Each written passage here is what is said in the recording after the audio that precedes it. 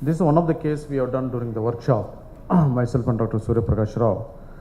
Actually, this 65-year-old male person undergone a CABG in the year 2010 was admitted to in our hospital with exceptional dyspnea and fatigue and relieved with arrest. On 2D echo was showing normal LV function, mild septal hypokinesia, and type 2 diastolic dysfunction, and he has undergone a stress since ECG was normal. He's undergone a stress which was showed positive for the reversible ischemia. And angiography was done. It was showed that limb to LAD was patent and SVG graft to OM was not seen. They could not able to cannulate. And SVG to RC was 100% occlusion. And CT angio was done to find out whether really the SVG to OM is also occluded or and what is the status of the SVG graft and RC lesion. And CT was showed same thing. SVG to OM was patent. There was no disease, and SVG to RC 100% block. On the native vessel, there was not much calcium in the RCA. It was plan was to do the CTO of the RCA, and his hemoglobin beyond creatinine was normal. This left system it shows there is a good collateral and the right dominant system. And we assessed the collaterals. Collaterals not very great. It was probably 0 to 1.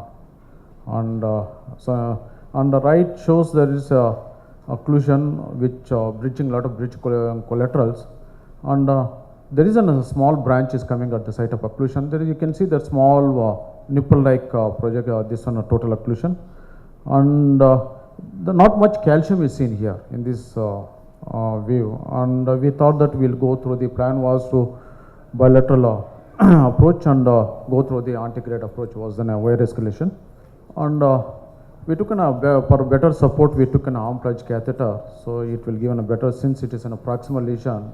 The right guide may not be very good to, and we took an arm plunge and with arm plunge catheter and 7 French, and we took directly Corsair support as a catheter and fielder XT wire. We tried to negotiate, and the fielder XT we could not penetrate, and there was a lot of bends also. And next we took a Gaia 1. And again, you can see that a lot of bends. The artery is coming forward and going medially and again posteriorly.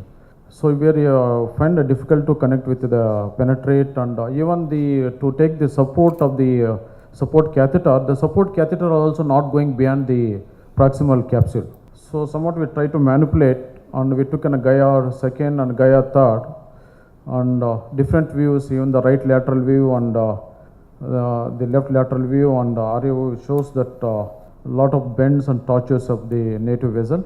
And finally we could able to succeed with a Gaia 3. So Gaia 3 was successful, but we could not able to take the Corsair microcatheter beyond the proximal capsule.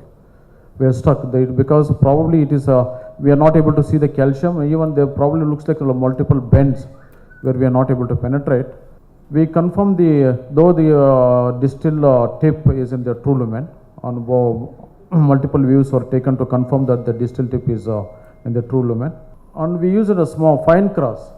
On fine cross also we could not able to penetrate in spite of good support also. Then we thought that probably we'll increase the support. Then we took 1.25 balloon also. We tried 2 or 3 balloons could not able to penetrate.